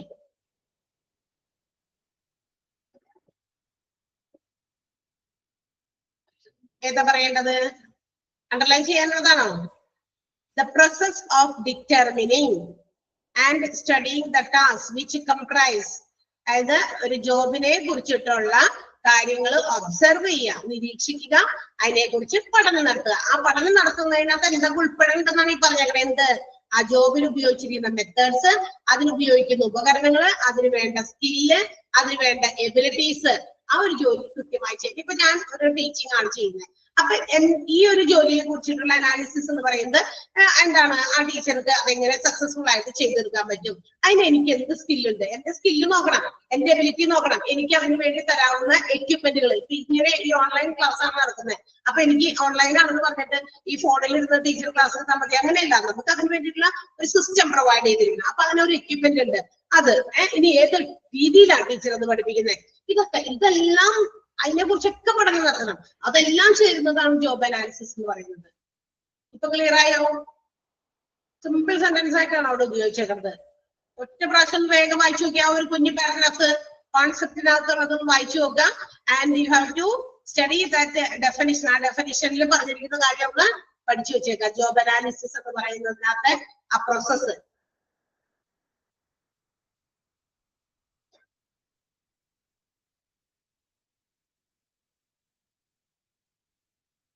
ഓക്കെ, ഇനി ജോബ് അനാലിസിസിന്റെ പ്രോസസ്സുകൾ ഇങ്ങനെ ഒരു ഫ്ലോ ചാർട്ട് പോലെ അവിടെ കൊടുത്തിട്ടുണ്ട്. കണ്ടോ? ഒരു ഫ്ലോ ചാർട്ട് കണ്ടോ നിങ്ങള്? ഫ്ലോ ചാർട്ട് എന്ന് പറഞ്ഞാൽ താഴേക്ക് ഇങ്ങനെ ഓരോ സ്റ്റെപ്പ് ബൈ സ്റ്റെപ്പ് ആയിട്ട് ഒഴുകി വരുന്നതാണ്. Defining objectives. ജോബ് അനലൈസ് ചെയ്യുന്നതിന്റെ ഏറ്റവും പ്രധാനപ്പെട്ട ഭാഗം എന്ന് പറയുന്നത് ആദ്യം തന്നെ ഡിഫൈനിങ് ഒബ്ജക്റ്റീവ്സ്. എന്താണ്, എന്ത് ലക്ഷ്യത്തിന് വേണ്ടിയിട്ടുള്ള ജോബാണ്. Preparing job analysis. ആ ലക്ഷ്യം മനസ്സിലാക്കി കഴിഞ്ഞാൽ അടുത്ത സ്റ്റെപ്പില് ജോബ് അനാലിസിസ് തയ്യാറാക്കലാണ്. അതിന് വേണ്ടിയിട്ട് പ്രിപ്പയർഡ് ആക്കുക. ജോബ് അനാലിസിസ് നടത്താൻ എന്ന് വെച്ചാൽ ഡാറ്റ ഒക്കെ കളക്ട് ചെയ്ത് അതിനെ കുറിച്ച് പഠനം നടത്തണം. ആ ജോബ് എന്താണെന്ന് മനസ്സിലാക്കാൻ വേണ്ടിയിട്ട് എന്ത് ചെയ്യണം? ആ ജോബിനെ കുറിച്ചുള്ള വിവരങ്ങളൊക്കെ ശേഖരിക്കുക, പഠനം നടത്തുക. അതാണ് ജോബ് അനാലിസിസ്. അതിനുവേണ്ടി പ്രിപ്പയർ ചെയ്യുക. അടുത്തത് പ്രിപ്പയർ ചെയ്ത് കഴിഞ്ഞാൽ നമ്മൾ അത് പെർഫോം ചെയ്യുക. ജോബ് അനാലിസിസിന് ആ കളക്ട് ചെയ്തിരിക്കുന്ന സാധനങ്ങളിൽ നമ്മൾ എന്ത് ചെയ്യുക? പഠിക്കുക. അതിനെക്കുറിച്ച് പഠിച്ച് മനസ്സിലാക്കുക കാര്യങ്ങൾ. അതാണ് പെർഫോമിംഗ് ജോബ് അനാലിസിസ്. അതിനുശേഷം designing job descriptions and job specifications. Job design ചെയ്യുക, ജോബ് സ്പെസിഫിക്കേഷൻസ്, അതുപോലെ തന്നെ ജോബ് ഡിസ്ക്രിപ്ഷൻ ഒക്കെ നമ്മൾ ഡിസൈൻ ചെയ്യുക. അത് കഴിഞ്ഞതിന് ശേഷം ലാസ്റ്റ് ആണ് കൺട്രോളിങ്. ഈ പറയുന്ന ജോബ് ഡിസ്ക്രിപ്ഷനും അതുപോലെ തന്നെ ജോബ് സ്പെസിഫിക്കേഷൻസ് നമ്മൾ കൃത്യമായിട്ട് നിയന്ത്രിച്ച് നല്ല രീതിയിൽ കൊണ്ടുപോകുക. അപ്പോഴാണ് കൃത്യമായ ഒരു ജോബ് ഒരാളിലേക്ക് നമുക്ക് കൊടുക്കാനായിട്ട് പറ്റുള്ളൂ. ഇന്ന രീതിയിൽ. അപ്പൊ ഇതാകുമ്പോ ഇന്ന ആൾക്ക് നമ്മൾ അത് കൊടുക്കണം എന്നുള്ള ഒരു കൺക്ലൂഷനിലേക്ക് എത്താൻ പറ്റുള്ളൂ. സോ ജോബ് അനാലിസിസിന്റെ ആ ഒരു ഫ്ലോയിൽ വരുന്ന, ആ ചാർട്ടിൽ വരുന്ന ആദ്യത്തേത് ഡിഫൈനിങ് ദ ഒബ്ജക്റ്റീവ്സ് ആണ്. എന്ത് ഒബ്ജക്റ്റീവിന് വേണ്ടിയിട്ടുള്ള ജോലിയാണ്. Preparing job analysis. ജോബ് അനാലിസിസിന് വേണ്ടി തയ്യാറെടുക്കുക, അതിനുശേഷം അത് പ്രാക്ടിക്കൽ ആക്കുക. പെർഫോമിംഗ് ജോബ് അനാലിസിസ് ആണ്. പിന്നെ ജോബ് ഡിസ്ക്രിപ്ഷനും ജോബ് സ്പെസിഫിക്കേഷനും ഡിസൈൻ ചെയ്യുക, അതിനുശേഷം അത് കൺട്രോൾ ചെയ്യുക. ഓക്കെ, ക്ലിയർ ആയോ? ആ ഒരു ഫ്ലോ ചാർട്ട് നമുക്കൊന്ന് ടിക്കറ്റ് വെച്ചേക്കാം. ഫ്ലോ ചാർട്ടിന്റെ ആ ഫ്ലോ ശരിയാണോ, അതിൽ തെറ്റിച്ചൊക്കെ തരും. അതിൽ ഏതാണ് ശരി എന്നൊക്കെ പറഞ്ഞ് ചോദിക്കാൻ സാധ്യതയുണ്ട്. ഓക്കെ ഓക്കെ, ഈ ഫ്ലോ ചാർട്ടിനെ തന്നെ ഡിസ്ക്രൈബ് ചെയ്ത് നമുക്ക് സെന്റൻസ് ആയിട്ട് ഇവിടെ തന്നതുകൊണ്ടാണ് ഞാൻ വലിയ കാര്യമായിട്ട് അവിടെ എക്സ്പ്ലെയിൻ ചെയ്യാനത്. കാരണം ഓൾറെഡി എക്സ്പ്ലനേഷൻ ഗിവൺ ബിലോ. പിന്നെ നമുക്ക് അവിടെ പറഞ്ഞ സമയങ്ങൾ ഉണ്ടാവശ്യമില്ല. സോ ഫസ്റ്റ് ആ പ്രോസസ്സിൽ ജോബ് അനാലിസിസിന്റെ പ്രോസസ്സിൽ വരുന്ന ആ ഫ്ലോ ചാർട്ടിൽ വരുന്ന first one is defining objectives ആണ്. ഒബ്ജക്റ്റീവ് ഡിസൈൻ ചെയ്യുക. It is the most important step. Job അനാലിസിസിനെ ഡിഫൈൻ ചെയ്യുമ്പോൾ ഏറ്റവും പ്രധാനപ്പെട്ട സ്റ്റെപ്പ് അത് തന്നെയാണ്. എന്ത്? defining the objectives of job analysis. Job analysis എന്തിനാണ്, എന്ത് ലക്ഷ്യത്തിന് വേണ്ടി, ആ ഒരു ലക്ഷ്യം എന്താണെന്ന് ആദ്യം തന്നെ ഡിഫൈൻ ചെയ്യുക. അപ്പൊ ആ ലക്ഷ്യങ്ങളിൽ താഴെ പറയുന്ന കുറച്ച് ലക്ഷ്യങ്ങൾ പറയുന്നുണ്ട്. അതിലേതെങ്കിലും ഒക്കെ ആകാം. ജോബ് അനലൈസ് ചെയ്യുമ്പോൾ അതിന്റെ ലക്ഷ്യം എന്ന് പറയുന്നത് താഴെ പറയുന്ന ഏത് വേണമെങ്കിലും ആകാം. First one, redesign the job description. അതായത് നമുക്ക് ജോബ് ഡിസ്ക്രിപ്ഷനെ കുറിച്ച് ഒരു റീഡിസൈനിങ് നേരത്തെ ഡിസൈൻ ചെയ്തിട്ടുണ്ടായിരിക്കും, ഒന്നുകൂടി ഒരു പുനരവലോകനം നടത്തി ഒന്നുകൂടി ഡിസൈൻ ചെയ്യാം. Revise the compensation programme. ഇനി അവർക്ക് കൊടുക്കാവുന്ന കോമ്പൻസേഷൻസ്. ഇപ്പൊ എംപ്ലോയീസിനെ നമ്മൾ റിക്രൂട്ട് ചെയ്തു, അവർക്ക് ഇത്ര രൂപ സാലറി അല്ലെങ്കിൽ ഇത്ര രൂപ വേജസ്, അതൊന്നുകൂടി റിവൈസ് ചെയ്ത് നോക്കുക. അത്ര തന്നെ കൊടുക്കണം, അല്ലെങ്കിൽ അത് പോരാ, ഇത്രയും കുറച്ച് ടാസ്ക് കൂടുതലുണ്ട്, അതുകൊണ്ട് കുറച്ചുകൂടി ഇതിനേക്കാൾ കുറച്ചുകൂടി കൂടുതൽ സാലറി കൊടുക്കണം. അങ്ങനെയൊക്കെ അതിനെ കുറിച്ച് തീരുമാനം എടുക്കാൻ വേണ്ടിയിട്ട് കോമ്പൻസേഷൻ പ്രോഗ്രാം ഒന്ന് റിവൈസ് ചെയ്യുക. Change the organisation structure. ഓർഗനൈസേഷന്റെ സ്ട്രക്ചർ വേണമെങ്കിൽ മാറ്റാം, അല്ലെ? നമ്മുടെ ഓർഗനൈസേഷന്റെ ആ ഒരു ഘടന ഏതാണോ ആ രീതിയിൽ അതൊന്നും വേണമെങ്കിൽ മാറ്റാം. പിന്നെ redesign the job in A particular department. ഏതെങ്കിലും പർട്ടിക്കുലർ ഡിപ്പാർട്ട്മെന്റിൽ അവിടെയുള്ള ജോലി നമുക്ക് റീഡിസൈൻ ചെയ്യാം. എന്ന് വെച്ചാൽ നമ്മളൊരു എന്താ പറയാ, ഒരു ഒബ്ജക്റ്റീവ്, നമ്മുടെ ഒരു ലക്ഷ്യം നമ്മൾ മനസ്സിലാക്കി കഴിഞ്ഞു കഴിഞ്ഞാൽ അത് എന്ത് ചെയ്യണം? ലക്ഷ്യം ഒരു എന്നതാണ് നമ്മുടെ ലക്ഷ്യം, ഈ ജോബ് അനാലിസിസ് ലക്ഷ്യം ഇതാണ് എന്ന് മനസ്സിലാക്കി കഴിഞ്ഞാൽ it should be communicated to the top management.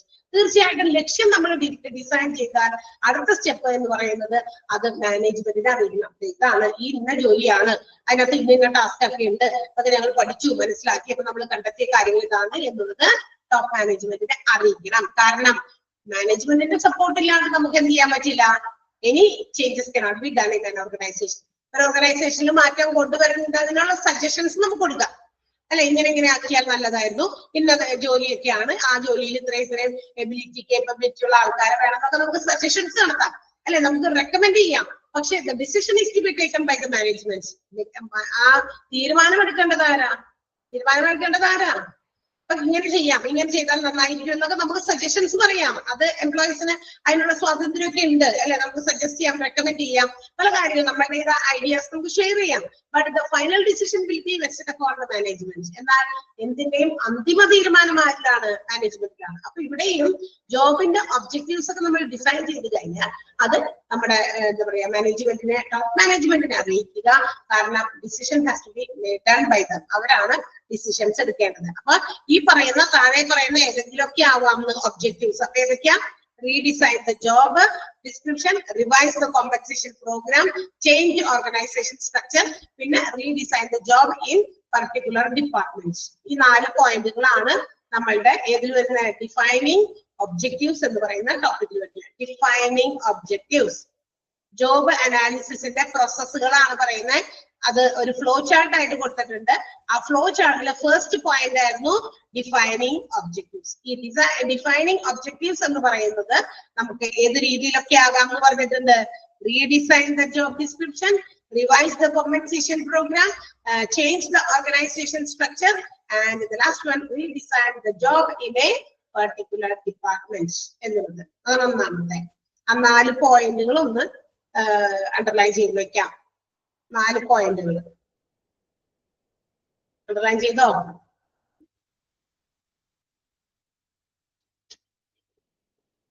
Okay.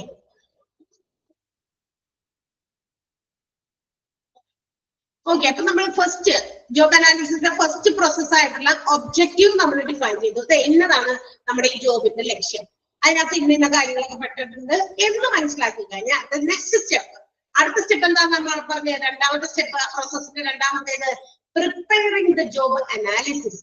Job analysis തയ്യാറാക്കലാണ്. പ്രിപ്പയർ ചെയ്യുക, ജോബ് അനാലിസിസിന് വേണ്ടിയിട്ടുള്ള കാര്യങ്ങൾ പ്രിപ്പയർ ചെയ്യുക. നമ്മൾ ആഫ്റ്റർ സെറ്റിംഗ് ദ ഒബ്ജക്റ്റീവ് നമ്മൾ സെറ്റ് ചെയ്ത് കഴിഞ്ഞു കഴിഞ്ഞാൽ the kind of job to be done, എന്ത് ജോലി ചെയ്യണം അത് നമ്മൾ എന്ത് ചെയ്യണം? സെലക്ട് ചെയ്യുക, അനലൈസ് ചെയ്യുക. ഏത് ജോലിയാണ്? ഇന്ന ജോലി. ആ ജോലിക്ക് എന്തൊക്കെ കാര്യങ്ങൾ ചെയ്യണം അത് നമ്മൾ സെലക്ട് ചെയ്യുക. അതിനെ കുറിച്ച് നമ്മൾ വിശകലനം നടത്തണം. ഓക്കെ, അതെന്ന് വെച്ചാൽ അതിനകത്ത് എന്തൊക്കെ പെട്ടെന്ന് അതിന്റെ ക്ലറിക്കൽ ആയിട്ടുള്ള വശങ്ങൾ, എന്ന് വെച്ചാൽ ക്ലറിക്കൽ ജോബ് എന്തെങ്കിലും തരത്തിലുള്ള എന്താ പറയാ കാര്യങ്ങളൊക്കെ ആ ഒരു ജോബിന് വേണ്ടിയിട്ട് എന്തൊക്കെ കാര്യങ്ങൾ നമ്മൾ ക്ലറിക്കൽ ആയിട്ട് ചെയ്യണം. പിന്നെന്താ മാനേജീരിയൽ ജോബുകൾ. പിന്നെ ആ ഒരു ജോലിനെ തന്നെ ഡിവിഷൻ ചെയ്യണോ, ഡിവൈഡ് ചെയ്യണോ, പലതായിട്ട് മുറിച്ചു കൊടുക്കണോ, അങ്ങനെയുള്ള ഒരുപാട് കാര്യങ്ങളെ കുറിച്ച് അനാലിസിസ് നടത്തുക. അതാണ് ജോബ് അനാലിസിസ് എന്ന് പറയുന്നത്. So after setting the objective ലക്ഷ്യം നമ്മൾ മനസ്സിലാക്കി കഴിഞ്ഞു കഴിഞ്ഞാൽ കൈൻഡ് ഓഫ് ജോബ് അടുത്തത് നമ്മൾ ചെയ്യേണ്ടത് ഏത് കൈൻഡ് ഓഫ് ജോബ് അത് സെലക്ട് ചെയ്യുക, അനലൈസ് ചെയ്യുക. ആ സെലക്ഷനിൽ അല്ലെങ്കിൽ അനാലിസിസിൽ എന്തൊക്കെ പെടും? ക്ലറിക്കൽ ജോബ് ആണോ, മാനേജീരിയൽ ജോബ് ആണോ, അല്ലെങ്കിൽ ഏതെങ്കിലും സ്പെസിഫിക് ജോബ് ഇങ്ങനെ ഡിവൈഡ് ചെയ്ത് കൊടുക്കേണ്ടതാണോ? All these things to be prepared. ഇത് എന്ത് ചെയ്യണം? അതൊക്കെ നമ്മൾ അനലൈസ് ചെയ്യണം. ഓക്കെ, ഇനി മാത്രമല്ല they have to also include ആ അനാലിസിസിൽ നമ്മൾ എന്തുകൂടി ഉൾപ്പെടുത്തണം? അതിനകത്ത് കുറച്ച് മെമ്പേഴ്സ് ആരൊക്കെയാണ് ആ ജോബിനകത്ത് വേണ്ട ആൾക്കാര്, ഇനി which methods are to be used, അതിനകത്ത് എന്തൊക്കെ മെത്തേഡുകൾ ഉപയോഗിക്കണം അതും നമ്മൾ ഐഡന്റിഫൈ ചെയ്യണം. ഏത് മെമ്പേഴ്സിനെ ഉൾപ്പെടുത്തണം, ഏതൊക്കെ എന്താ പറയാ മെത്തേഡുകൾ അതിനകത്ത് ഉപയോഗിക്കണം എന്നുള്ള കാര്യമൊക്കെ നമ്മൾ സെക്കൻഡ് സ്റ്റെപ്പിൽ, അതായത് പ്രിപ്പയറിംഗ് ഫോർ ജോബ് അനാലിസിസ് നടത്തുമ്പോൾ ആരൊക്കെ വേണം, ഏതൊക്കെ ജോലികൾ ചെയ്യണം അവര് എന്നുള്ള കാര്യം ഒരു തീരുമാനത്തിലെത്തണം. Okay, and in the stage, ഈ സ്റ്റേജിൽ we have to also review ആ ഒരു ജോബ് എന്താ പറയാ എക്സിസ്റ്റിംഗ് ആയിട്ടുള്ള ആ ജോലിയെ കുറിച്ചുള്ള ചില ഡിസ്ക്രിപ്ഷൻസ് ഉണ്ടാവും. ഇപ്പൊ ജോലി, ടീച്ചിങ് ജോലി, ആ ജോലിയിൽ എന്തൊക്കെയാണ് കാര്യങ്ങൾ വരുന്നത് ആണ് നമ്മൾ ജോബ് ഡിസ്ക്രിപ്ഷൻ വിളിക്കുക. അപ്പൊ ഓൾറെഡി അവിടെ എക്സിസ്റ്റിംഗ് ആയിട്ടുള്ള ആ ഒരു ജോലിയെ കുറിച്ചുള്ള ഡിസ്ക്രിപ്ഷൻ ഷുഡ് ബി ഡൺ. അത് നമ്മൾ ആദ്യം ചെയ്യണം. അതോടൊപ്പം അതിനകത്ത് അതിന്റെ റെസ്പോൺസിബിലിറ്റീസ്, ഡ്യൂട്ടീസ്, പിന്നെ ഓർഗനൈസേഷന്റെ ഒരു ചാർട്ട്, പിന്നെ അവിടുത്തെ വർക്കിംഗ് കണ്ടീഷൻസ്, പിന്നെ ആ ഒരു ജോലിയിലുള്ള ഹസാർഡ്സ് എന്താ, ഡേഞ്ചറസ് ആയിട്ടുള്ള സിറ്റുവേഷൻസ്, അങ്ങനെ എന്തൊക്കെയാണ് ഒരു സ്പെസിഫിക് ജോലിയിലുണ്ടോ അതുകൂടി അതിനെക്കുറിച്ച് ഒരു റിവ്യൂ, ഒരു കംപ്ലീറ്റ് റിവ്യൂ നമ്മൾ തയ്യാറാക്കണം. ഇതെല്ലാം ചേരുന്നതിനെയാണ് നമ്മൾ preparing for job analysis. Job അനാലിസിസിന് വേണ്ടിയുള്ള തയ്യാറെടുപ്പാണ് സെക്കൻഡ് സ്റ്റേജിൽ നടത്തുക. അതാണ് ഈ പറഞ്ഞിരിക്കുന്നത്. അപ്പൊ എന്തൊക്കെയാണ്, ആരൊക്കെ ഉൾപ്പെടുത്തണം, ഏത് ടൈപ്പ് ഓഫ് മെത്തേഡാണ് ഉപയോഗിച്ചിരിക്കുന്നത്, അതുകൂടാതെ അതിനെക്കുറിച്ച് ആ ജോബിനെ കുറിച്ച് ഒരു റിവ്യൂ നമ്മൾ ഉണ്ടാക്കിയിരിക്കണം. എന്ന് വെച്ചിട്ടുണ്ടെങ്കിൽ ആ ജോബിനകത്തുള്ള duties, responsibilities, organisation chart, working conditions, hazards, etc. which are found in that particular type of job. അത്തരം ജോലിയിൽ ഉണ്ടാകുന്ന ഈ പറയുന്ന കാര്യങ്ങളെല്ലാം നമ്മൾ മനസ്സിലാക്കിയിരുന്നു. ഓക്കെ, സോ സെക്കൻഡ് പോയിന്റ് ഒന്ന് വായിച്ചു നോക്കിയ വേഗം. എന്തെങ്കിലും ഡൗട്ട് ഉണ്ടെങ്കിൽ ചോദിക്കാൻ പറയാം. രണ്ടാമത്തെ പ്രിപ്പയറിംഗ് ദ ജോബ് അനാലിസിസ്. നമ്മൾ ആ ഫ്ലോ ചാർട്ടിൽ കണ്ട സാധനം തന്നെയാണ് ഇവിടെ ഇങ്ങനെ ഡിസ്ക്രിപ്ഷൻ ആയിട്ട് കൊടുത്തിരിക്കുന്നത്, എക്സ്പ്ലനേഷൻ ആയിട്ട്. ഒന്ന് വായിച്ചു നോക്കാം.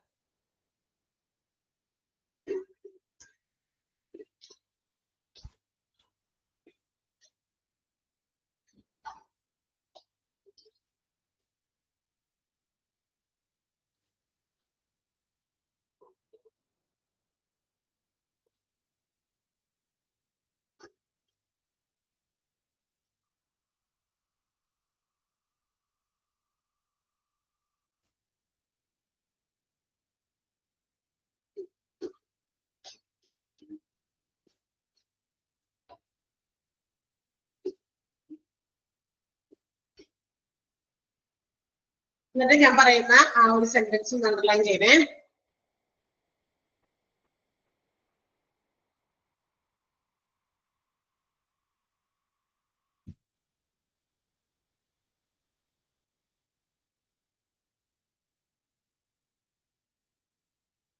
At this stage എന്ന് തുടങ്ങുന്ന സെന്റൻസ് ഉണ്ട്. At this stage, the complete review of the existing job description is done to have a fair insight of the duties, responsibilities, organization chart, working conditions, hazards, etc. that are found in specific types of jobs. എന്ന് പറയുന്ന sentence കണ്ടല്ലോ. At this stage, ഈ സ്റ്റേജിൽ, ഏത് സ്റ്റേജില്? രണ്ടാമത്തെ stage ഏത്? Preparing for job analysis എന്ന് പറയുന്ന സ്റ്റേജിൽ. അപ്പൊ അങ്ങനെ പറഞ്ഞിട്ടായിരിക്കും പഠിക്കണ്ടേ. And preparing for job analysis എന്ന് പറയുന്ന സ്റ്റേജിലാണ് എന്ത് ചെയ്തത്? നമ്മുടെ നിലവിലുള്ള ജോബ് ഡിസ്ക്രിപ്ഷനെ കുറിച്ചിട്ട് ഒരു ഇൻസൈറ്റ്, നമുക്കൊരു കാഴ്ചപ്പാട്, അതിനകത്ത് അതിന്റെ ഉത്തരവാദിത്തങ്ങള്, അതുപോലെ കടമകള്, ഓർഗനൈസേഷനിലെ വർക്കിംഗ് കണ്ടീഷൻസ്, ഇതൊക്കെ നമ്മൾ മനസ്സിലാക്കണമെന്നാണ് പറഞ്ഞിരിക്കുന്നത്. ഓക്കെ, ഈ സ്റ്റേജിലാണ്. ഏത് സ്റ്റേജിലാണ്? ജോബ് അനാലിസിസിന് വേണ്ടിയിട്ടുള്ള പ്രിപ്പറേഷൻസിന്റെ സ്റ്റേജിലാണ്. അപ്പൊ അറ്റ് സ്റ്റേജിന് പകരം preparing the job analysis stage കേട്ടോ. ആ സ്റ്റേജ് ആണ്. അല്ലാണ്ട് അങ്ങനെ പറഞ്ഞ് പഠിക്കരുത്. അറ്റ് ദിസ് സ്റ്റേജ് എന്ന് പറഞ്ഞ് പഠിക്കരുത്. ആ ഒരു സെന്റൻസ് ഒന്ന് അണ്ടർലൈൻ ചെയ്യുമ്പോൾ നിങ്ങൾ അതിന്റെ കൂടെ അറ്റ് ദിസ് സ്റ്റേജ് എന്നുള്ളത് വേണമെങ്കിൽ അണ്ടർലൈൻ ചെയ്തിട്ട് ആരോ മാർക്ക് ഒന്ന് മുകളിലേക്ക് ഇട്ടോ. ഒരു ആരോ മാർക്ക് ഇങ്ങനെ കൊടുത്താൽ മതി, കണക്ട് ചെയ്ത്. എന്നുവെച്ചാൽ അറ്റ് ദിസ് സ്റ്റേജിന് പകരം നമ്മൾ വായിക്കേണ്ടത് അവിടെ പ്രിപ്പയറിംഗ് ദ ജോബ് അനാലിസിസ് എന്ന് പറയുന്ന സ്റ്റേജ് ആണ്. ഓക്കെ, നിങ്ങൾക്ക് പഠിക്കാൻ എളുപ്പത്തിനാണ്. പിന്നെ അത് വായിച്ചു വരെ നീട്ടിപ്പിടിച്ച് ക്വസ്റ്റ്യൻ ആയിട്ട് നിങ്ങൾ എഴുതാൻ എഴുതിപ്പിക്കണ്ടല്ലോ എന്ന് വിചാരിച്ചപ്പോ അത്രയും സമയം നമ്മുടെ പോകും. ഓക്കെ, ഒരു പോയിന്റ് കൂടി എടുക്കാം. മൂന്നാമത്തേത് ഫ്ലോ ചാർട്ടിൽ വരുന്ന രണ്ടാമത്തേത്. അപ്പൊ നമ്മൾ ആദ്യം ഒബ്ജക്റ്റീവ് ഐഡന്റിഫൈ ചെയ്തു. എന്താണ് എന്തിനു വേണ്ടിയിട്ടുള്ള ജോബാണ്, അതിനെ കുറിച്ചൊരു ലക്ഷ്യം നമുക്കുണ്ടായി, അത് ഡിസൈൻ ചെയ്തു. രണ്ടാമത്തേത് നമ്മൾ ആ ജോബ് അനാലിസിസിന് വേണ്ടിയിട്ടുള്ള പ്രിപ്പറേഷൻസ് നടത്തി. പ്രിപ്പയർ ചെയ്ത് അവിടെ ഇരുന്നാൽ മതിയോ? ജോബ് അനാലിസിസിന് വേണ്ട പ്രിപ്പറേഷൻസ് ഒക്കെ നടത്തി. അതിനകത്ത് ഈ ജോബിൽ ഇന്നൊക്കെ റെസ്പോൺസിബിലിറ്റി ഉണ്ട്, ഇന്ന കടമയുണ്ടെന്നൊക്കെ മനസ്സിലാക്കിയാൽ മാത്രം കാര്യമുണ്ടോ? ഇല്ല. It should B performed. അത് നമ്മൾ എന്ത് ചെയ്യണം? ആ ജോബ് അനാലിസിസ് പെർഫോം ചെയ്യണം. അപ്പൊ പെർഫോം ചെയ്യുക എന്നുള്ളതാണ് തേർഡ് സ്റ്റെപ്പ് എന്ന് പറയുന്നത്. ഇവിടെ അഡക്വേറ്റ് ടൈം ഷുഡ് ബി ഗിവൺ. അപ്പൊ എംപ്ലോയീസിന് അതിന് വേണ്ടിയിട്ട് എന്ത് ചെയ്യണം? ആവശ്യത്തിന് സമയം കൊടുക്കണം. ജോബിന്റെ ഡീറ്റെയിൽസ് ഒക്കെ കളക്ട് ചെയ്യാനുള്ള സമയമൊക്കെ അവർക്ക് കൃത്യമായിട്ട് കൊടുക്കണം. പെട്ടെന്ന് തന്നെ ജോബ് ഡീറ്റെയിൽസ് ഒക്കെ കളക്ട് ചെയ്യാൻ പറഞ്ഞു കഴിഞ്ഞാൽ ബുദ്ധിമുട്ടാണ്. So adequate or sufficient time should be allotted for each employees for collecting the job details. Job details collect ചെയ്യാൻ എംപ്ലോയീസിന് എന്ത് ചെയ്യണം? adequate സമയം കൊടുക്കണം. എന്നിട്ട് ഇൻഫർമേഷൻ നമ്മൾ എന്ത് ചെയ്യുക? എംപ്ലോയീസിന്റെ കളക്ട് ചെയ്യുക. And it can be collected through questionnaires. അവരോട് എങ്ങനെയാണ് അവരുടെ ഇൻഫർമേഷൻ നമുക്ക് കളക്ട് ചെയ്യാൻ പറ്റുക? ക്വസ്റ്റ്യനയറുകൾ തയ്യാറാക്കി. എന്താ ക്വസ്റ്റ്യനയർ എന്ന് പറഞ്ഞാൽ? A form which contains a lot of questions. കുറെ ചോദ്യങ്ങൾ അടങ്ങുന്ന ഒരു ഫോം. നമ്മൾ പല ഫോമുകൾ ഫില്ല് ചെയ്ത് കൊടുക്കാറുണ്ട്. പഞ്ചായത്തിൽ നിന്ന് പല ഫോമുകൾ ഇത് ഫില്ല് ചെയ്ത് തരൂ. റേഷൻ കാർഡ് റിന്യൂ ചെയ്യുന്ന സമയത്ത് ഫോം ഫില്ല് ചെയ്ത് ക്വസ്റ്റ്യനയറുകളാ. അങ്ങനെയുള്ള ഫോമുകൾ, കുറെ ചോദ്യങ്ങൾ അതിനകത്ത് ഉൾപ്പെട്ടിട്ടുണ്ടാവും. ആ ചോദ്യങ്ങളൊക്കെ നമ്മൾ എന്ത് ചെയ്യണം? പ്രൊവൈഡ് ചെയ്തിരിക്കുന്ന സ്പേസിൽ ചിലപ്പോൾ ടിക്ക് ഇടാനായിരിക്കാം, സ്പേസ് പ്രൊവൈഡ് ചെയ്തിട്ടുണ്ടാകും, ചിലത് സ്ട്രൈക്ക് ചെയ്യാനായിരിക്കാം, അല്ലെ? അങ്ങനെയുള്ളത് വേണ്ടാത്തത് വെട്ടാനായിരിക്കും. അങ്ങനെ കുറെ കാര്യങ്ങളൊക്കെ ഒബ്ജക്റ്റീവ് ആയിട്ട് അടങ്ങുന്ന ക്വസ്റ്റ്യൻസ്, യെസ് ഓർ നോ ക്വസ്റ്റ്യനോ അങ്ങനെ കുറെ ചോദ്യങ്ങളൊക്കെ അടങ്ങുന്ന ഒരു ഗ്രൂപ്പ്, ഒരു ഫോം. അതിനെയാണ് നമ്മൾ ക്വസ്റ്റ്യനയർ. ക്വസ്റ്റ്യനയർ തയ്യാറാക്കിയോ അല്ലെങ്കിൽ എംപ്ലോയീസിന്റെ ഇന്റർവ്യൂസ് എടുത്തോ അങ്ങനെയൊക്കെ എന്ത് ചെയ്യാം? അവർക്ക് ഈ പറയുന്ന ജോബിനെ കുറിച്ചിട്ടുള്ള ഡാറ്റാസ്, ഇൻഫർമേഷൻസ് കളക്ട് ചെയ്യാൻ സാധിക്കും. ആഫ്റ്റർ കളക്ടിങ് ദ ഇൻഫർമേഷൻ, ആ ഡാറ്റാസ് ഒക്കെ കളക്ട് ചെയ്തു, ഇൻഫർമേഷൻസ് കളക്ട് ചെയ്ത് കഴിഞ്ഞ് കഴിഞ്ഞാൽ എന്ത് ചെയ്യണം? To be organised. അതിന്റെ ആ ഒരു ഇൻഫർമേഷൻസിന്റെ രീതി, സ്വഭാവം അനുസരിച്ച് അത് നമുക്ക് എന്ത് ചെയ്യാം? ക്ലാസിഫൈ ചെയ്യാം. ഓക്കെ, അതാണ് പറഞ്ഞിരിക്കുന്നത് പെർഫോമിംഗ് ദ ജോബ് അനാലിസിസ്. അപ്പൊ ജോബ് അനാലിസിസ് എന്ന് പറയുന്നത് സെക്കൻഡ് സ്റ്റേജ് ആണ്, തേർഡ് സ്റ്റേജ് ആണ്. അവിടെ ആ ജോബ് അനാലിസിസ് നടത്തുമ്പോൾ ഡാറ്റ കളക്ട് ചെയ്യാനായിട്ട് എംപ്ലോയീസിന് sufficient adequate time should be given. ആവശ്യത്തിന് സമയം കൊടുക്കണം. അതിനുശേഷം എംപ്ലോയീസിന്റെ നിന്ന് നമുക്ക് ഈ പറയുന്ന ഇൻഫർമേഷൻസ് കളക്ട് ചെയ്യാം. Either through questionnaires, interviews or through any observation method. അല്ലെങ്കിൽ അവരെ നോക്കി, അവരെ വീക്ഷിച്ച് അതിൽ നിന്നും നമുക്ക് ഡാറ്റ കളക്ട് ചെയ്യാം കേട്ടോ. അവരോട് ക്വസ്റ്റ്യനയർ ഒന്ന് തയ്യാറാക്കാതെയും ഒക്കെ ചെയ്യാം. അപ്പൊ കളക്ട് ചെയ്ത് കഴിഞ്ഞാൽ ആ datas according to its nature, ആ ഡാറ്റയുടെ സ്വഭാവം അനുസരിച്ച് നമുക്ക് തിരിച്ച് ഓർഗനൈസ് ചെയ്യാം. അതാണ് മൂന്നാമത്തെ ജോബ് അനാലിസിസ് പെർഫോം ചെയ്യുന്ന സ്റ്റെപ്പാണ്. മൂന്നാമത്തെ ജോബ് അനാലിസിസിന്റെ പ്രോസസ്സിൽ തേർഡ് ഫ്ലോ ചാർട്ടിൽ വരുന്നത്. ഓക്കെ, ക്ലിയർ ആയോ? നിങ്ങൾ അണ്ടർലൈൻ ചെയ്യേണ്ടത് sufficient time should be allotted. ആ ഒരു സെന്റൻസ് അണ്ടർലൈൻ ചെയ്യാം. Sufficient time should be allotted for collecting the job details, okay, from the employees. അത് അണ്ടർലൈൻ ചെയ്യാം ട്ടാ. Sufficient time should be allotted for collecting job details from the employees. ഇനി അതിന്റെ കൂടെ തന്നെ ഇൻഫർമേഷൻസ് എങ്ങനെയൊക്കെ കളക്ട് ചെയ്യാം? either through questionnaires, interviews or through observation method. അതും അണ്ടർലൈൻ ചെയ്യാം.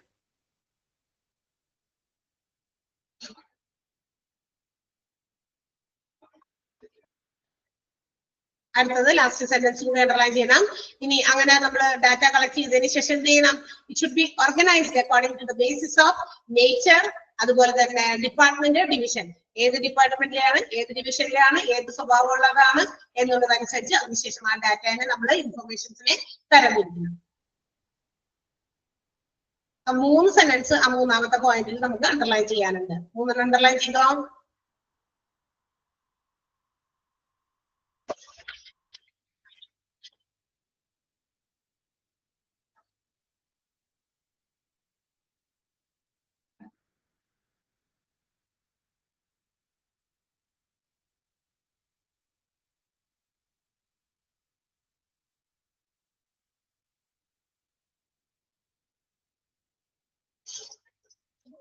വായിച്ചു നോക്കിയത് മൂന്നാമത്തെ പോയിന്റ് എന്നിട്ട്.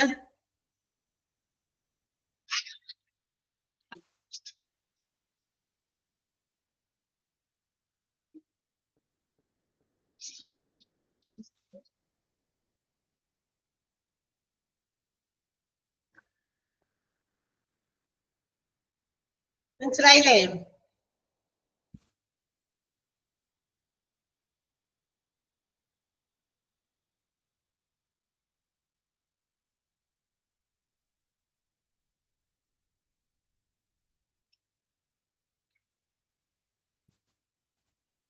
ഇനി നെക്സ്റ്റ് ഫോർത്ത് പോയിന്റ്, അഞ്ചെണ്ണം കൂടെ പറയാം ഫ്ലോ ചാർട്ടില്. അടുത്തത് job description and job specifications design ചെയ്യലാണ്.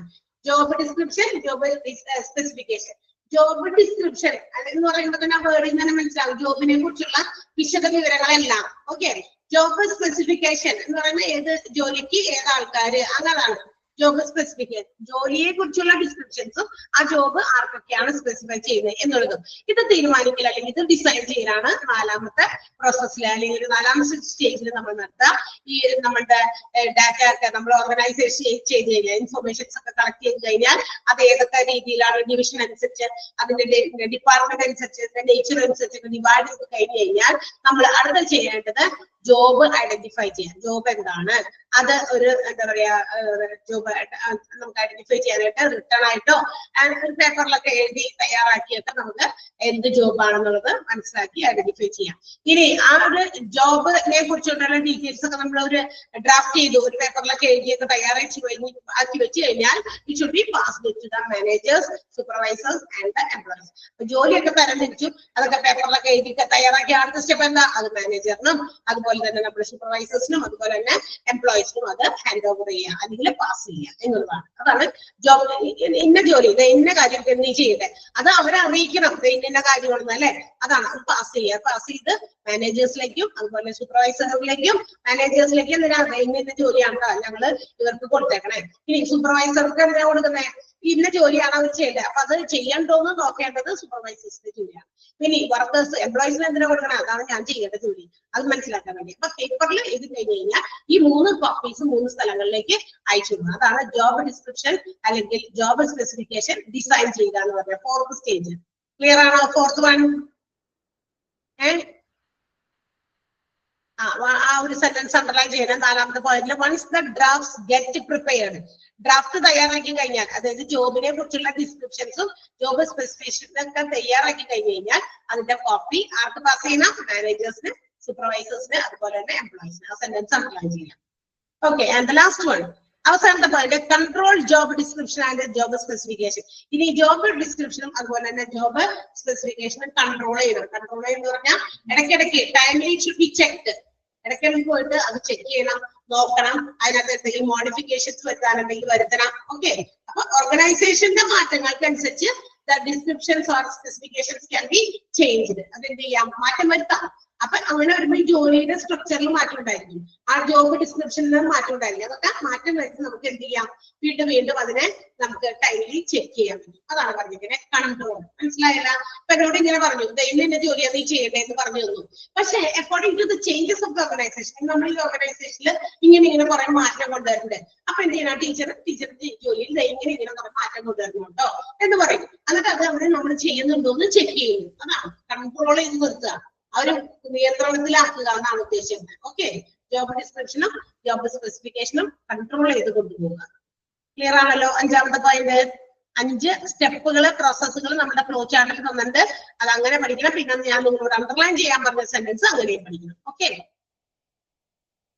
ബാക്കി ഭാഗം നമുക്ക് അടുത്ത ദിവസം എടുക്കാം.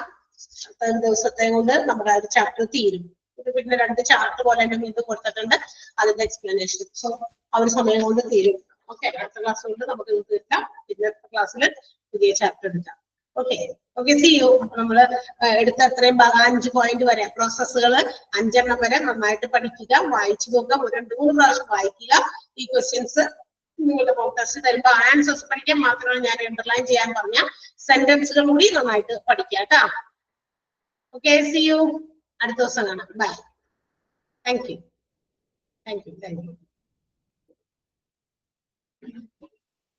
ഓക്കെ.